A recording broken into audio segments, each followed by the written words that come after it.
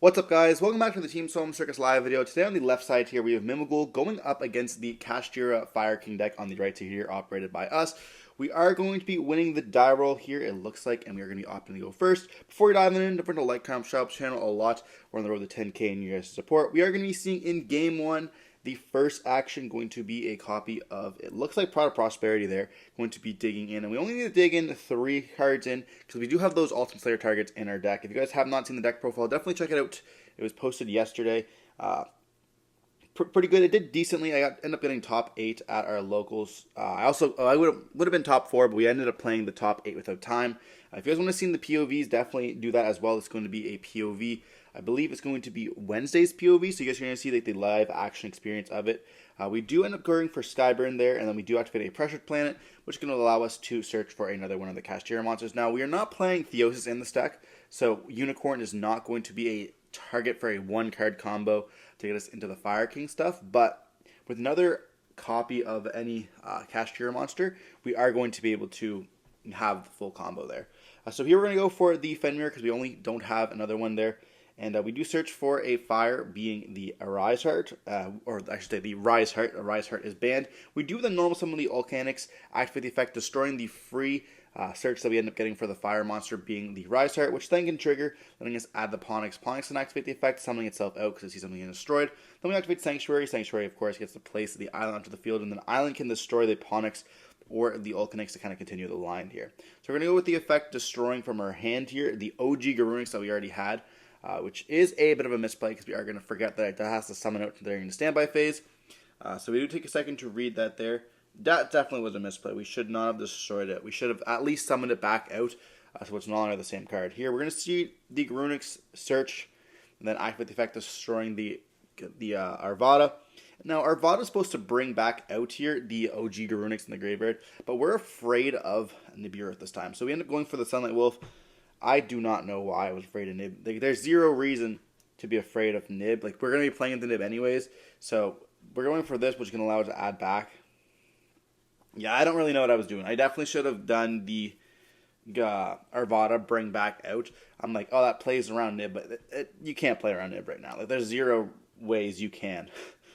And so we're going to go for the Princess here, unless you want to go directly into Princess, but even then, it's not going to be that good. We're going to see Princess bring back out the Arvada and just pass on this with an additional set. Yeah, like see here, we should have brought back out the OG Garunix and then link away the OG Garunix as well as the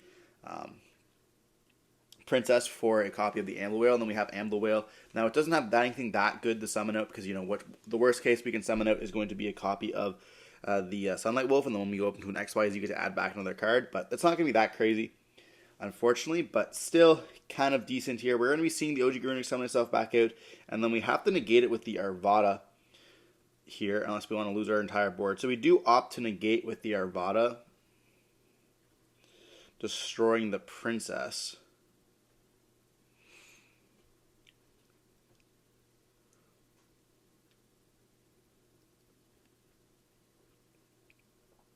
And now they have kind of a whole hand to play with. And we're going to be seeing the Ponyx activate the effect, summoning itself out, and then activating its effects now, letting us search. And then we're just doing this so we can get multiple copies of, or I guess multiple destructions off Skyburn here.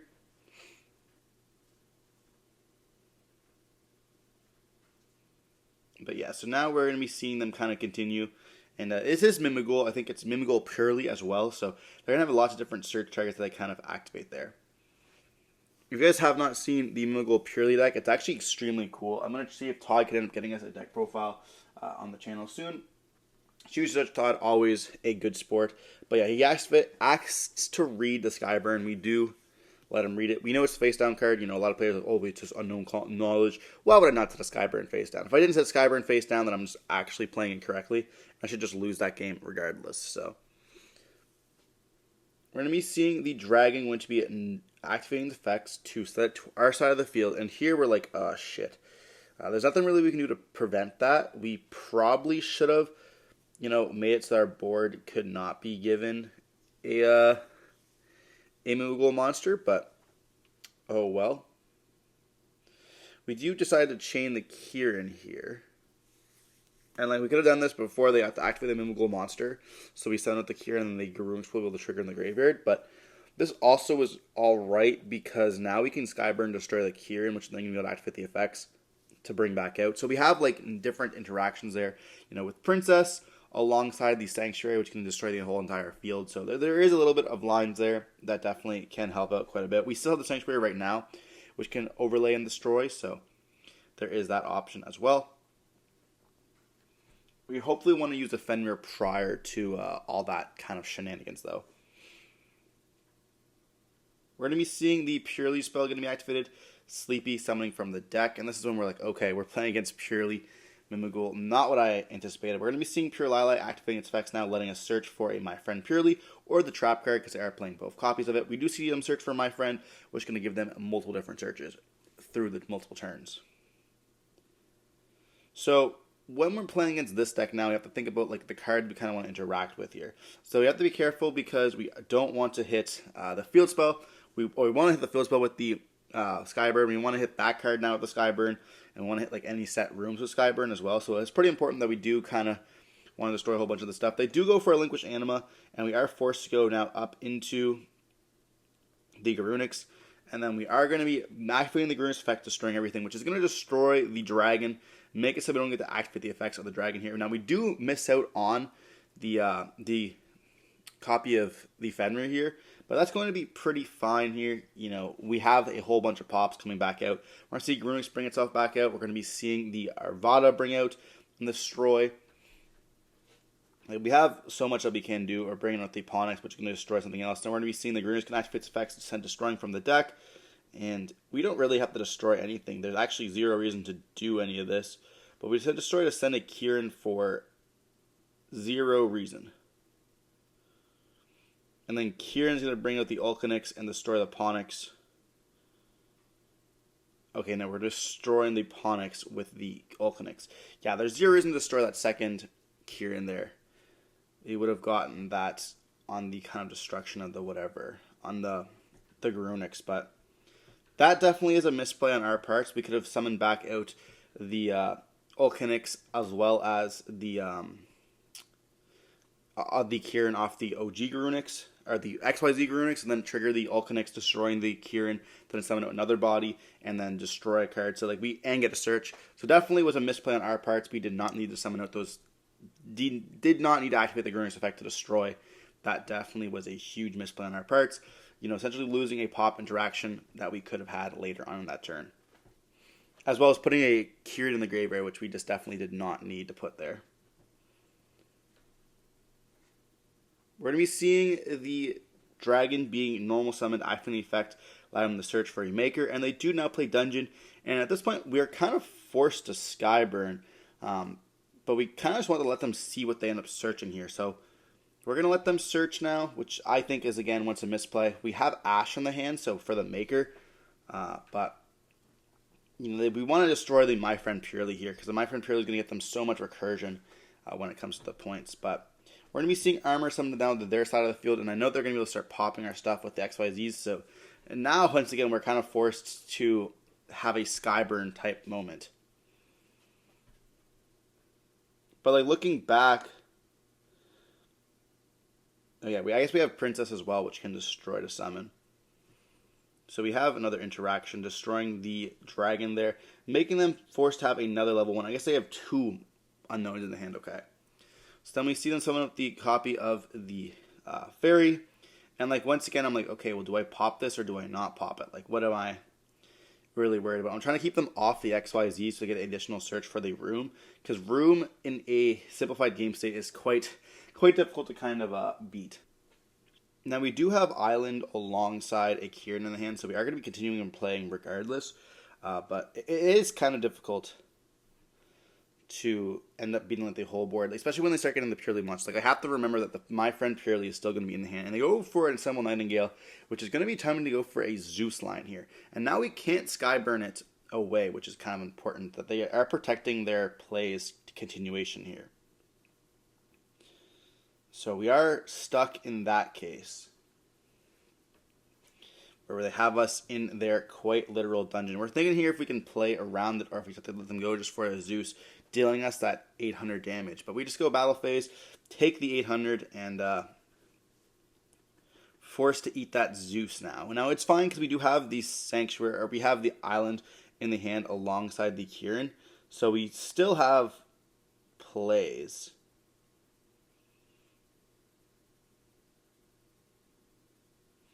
And they end up going for the Zeus now here.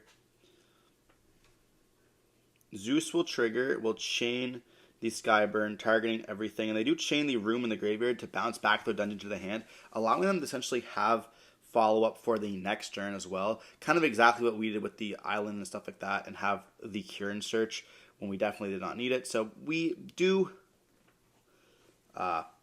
let that resolve there, which is kind of unfortunate, but it is what it is. Also, Dungeon kind of gives them the protection of everything's being destroyed. I guess everything being boosted when they get to summon out their bodies, like during this turn, during my turn they'll be boosted, which is kind of nice. So there is that point as well there. And we are going to now see the Kieran going to be active, or the OG Garunix now going to activate the effect, bringing out the big Garunix alongside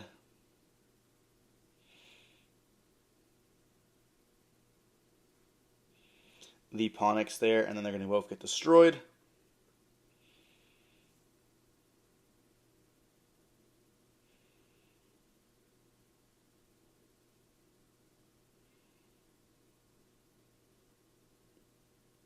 Off of the Island effect, I should say.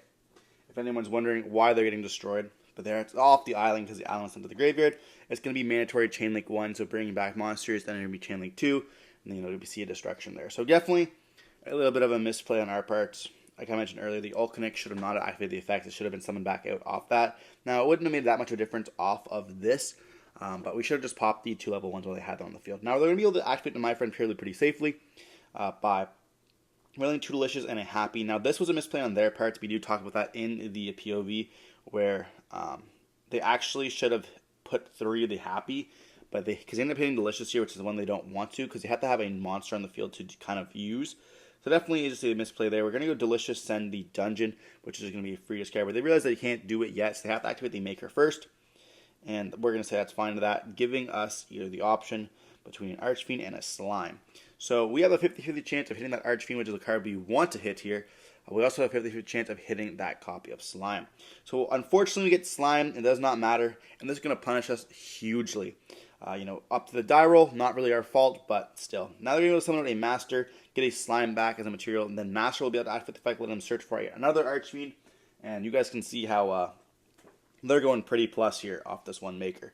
We're now going to be able to overlay up into a Giant, and then we're going to activate the effective Giant, letting us search for the Trap here. So they have now the Trap search as well, and this is what we were afraid of. But unfortunately, there's nothing we can really do to play around it when we let the Zeus go through. So now we're going to go Delicious, protecting the Giant, and that's going to also allow us to discard and search. And we ask what's in their hand. We know all their cards, they know all our cards, and so now it's just simply who can play has the better deck. We do take a second to read the Maker because it does have the Graveyard effect that is kind of relevant, so kind of important to note. We're going to go for the Lili now, and this is when we forget that we already activated the Lili effect earlier in the turn. So Purrely will not be able to search for that trap card. We take a second to read it because I was like, I thought this one is the once per turn one. The white cat is not, the black cat is. So you have to put the trap back into their deck. That definitely does hurt their end board here, but they're still going to be light years ahead of us. Or I should say dark years in that dungeon.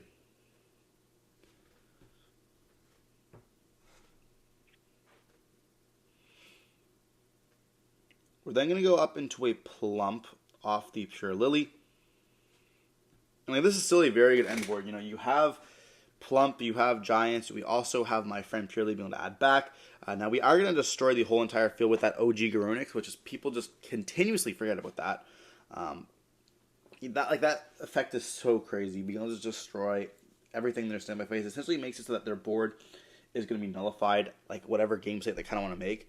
Now, they can just attach the Plump stuff so that they do get the search back off of the field spell, and the fact that we have Dungeon, which is going to kind of boost the Master, is going to be nice as well. But we also have a Room here, which is going to be pretty relevant. So we are going to be seeing during the standby phase the Ponix add back to the hand alongside the Garunix summon itself out and then destroy everything. And it should be in attack position, yeah, which is then going to activate in a new chain, destroying absolutely everything there. Other than the Master, because we do control another Mimighoul card.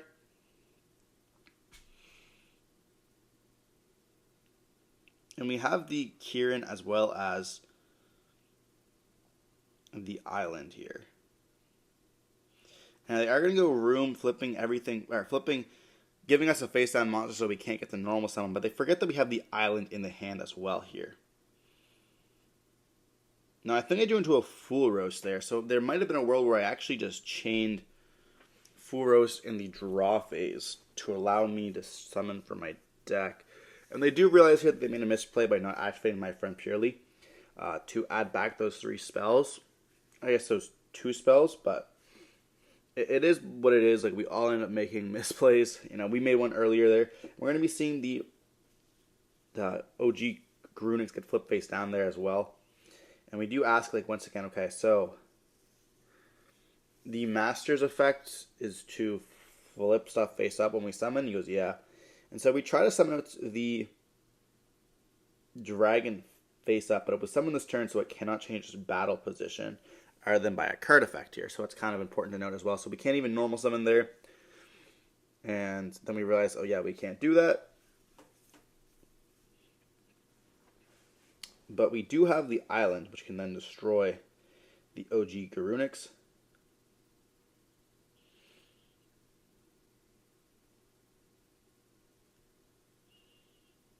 And then we're going to be searching for a copy of Ulcanix. Then the OG Garunix in the graveyard is going to be, or the Garunix in the graveyard will be able to activate the effect, summoning it back out. And this is where we would have destroyed the Kieran from the deck, because we should not have destroyed it the last turn, but oh well. We have to destroy it from the hand now, which is definitely going to be problematic for us. And then we're going to be able to summon out from the graveyard with the Kieran and destroy additional card.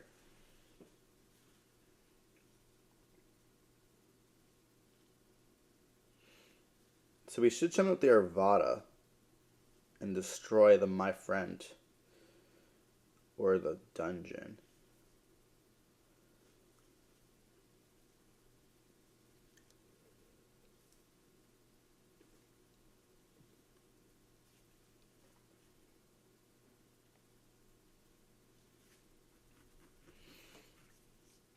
We do summon out the Arvada there and destroy.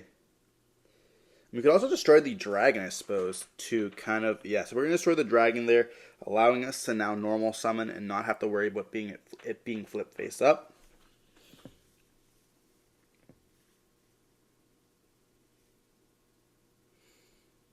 This is a long-ass game 1. But both these decks are very grinding decks with a lot of interaction points. Which I think is honestly really good. I really do enjoy the Fire King matchup against Mimighoul. I think that Mimighoul is a very cool deck as well as Fire King. They both have the same kind of aspects of they play very control grindy, which is low. You can play very low or you can play very high. Right now we have a very simplified game state, but both decks do quite a bit with those basic cards. We saw there, all cards were known, and then going +3 off of a 1 maker there. So we're going to be seeing a battle phase attack over and then pass turn. Then we're going to see the Garunix destroy everything again, bringing itself back out. And I'm getting quite frustrated at the point where, this Garunix is keep destroying my entire board. I keep forgetting that I destroy it, and it has to be mandatory to bring itself back out. We're going to be seeing the Arvada being destroyed, which then can bring out a Kieran. And, yeah, now we're going to be able to see the dungeon activate the effects, bringing back the dragon from the graveyard back to the hand, which has the amazing effect. This is the problem with the dungeon. This card needs to go off the field.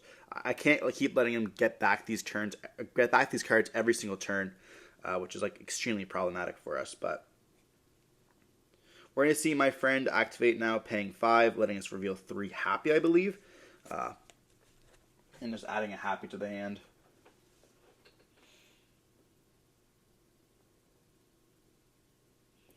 But he is looking through his deck, seeing if he has anything that can kind of win him anything here. But it is looking quite slim, especially when you're getting close to time. You have to be very careful with how you want to play it. Is it worth even playing out here? Are we so far ahead that we're going to be essentially guaranteeing the win? There's just stuff like that we have to be careful of when you're getting those close to time here. So we are going to reveal 3 happy, just end up adding the happy to the hand. And then we're going to go for a dragon normal summon, activating the effects, allowing us to search for either a maker, because we already used both of our rooms. And he is on 2 rooms now, I do know that.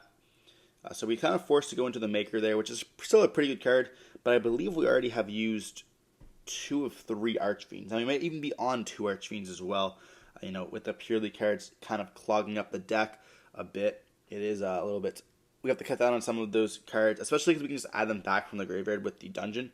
So now we're going to go for a fairy bring back out, and we are going to be chaining the princess, bringing itself out to destroy. And then we're going to be able to bring out the Arvada off the Kirin and destroy the other card there, which can be the dragon. Now you might be wondering, well, why aren't you destroying the field spell alongside the My Friend? Well, you see, both those cards have already activated their effects this turn.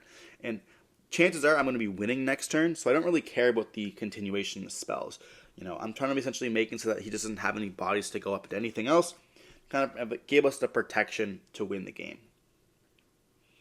So now we have the Arvada as well, which can destroy and be like a negate.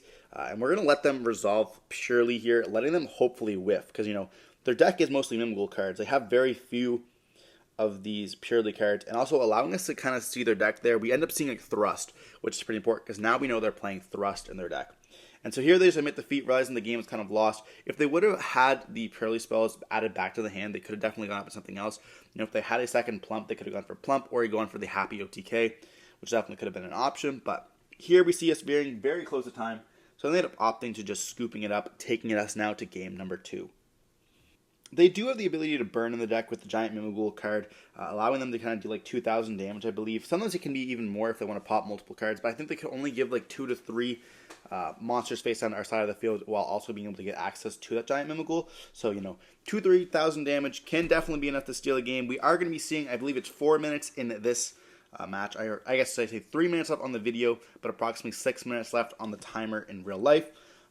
So we're going to be seeing us side in now. We're siding in almost all of our hand traps, so chances are we're not going to be able to get into an end board. So we're just kind of see if we can end up stopping it. We see Ogres being put in, Veilers, Ashes, and stuff like that. Everything that we can. Removing cards like Ultimate Slayer. There's no need for those cards to be in our deck right now, which is not going to be the most optimal if we ended up having a longer game. But of course, moving on to game 2, we're going to want to stop in that time win condition here. So we do see 2 of the Mimighouls in their hand, being a dragon and a fairy, both of them giving access to more of those Mimighoul monsters. We're going to normal summon out a dragon, which can now give us access to a lot of different ones here. We have either a maker or a dungeon we can search for. So going for the maker, there's going to be 2 more bodies, potentially even more on the field. So very important that we do have to stop access to this maker here. We do have an Ash in our hand as well, and it looks like a Veiler. So I should have just Veilered the Giant Mimighoul, not really care about anything else. We're going to chain a Full Rose to this on the summon of the fairy, going up in the Giant Mimighoul, and then we are going to draw a card. And this is where I should have, I have Ghost Ogre, okay. I should have Ghost Ogred this, but instead we choose to Ash it there, which definitely was a misplay. Knowing they had the maker in the hand. We should have Ogred this, and then Ash the maker, but we weren't really thinking properly at all, it looks like. So we let the maker resolve, letting us search for a slime and then a Archfiend. And they do end up giving us the slime once again here. Definitely going to be the worst. Archfiend going to summon itself up. And then we get activate the effect. We do get a draw off of this. And they get summoned from the deck once again.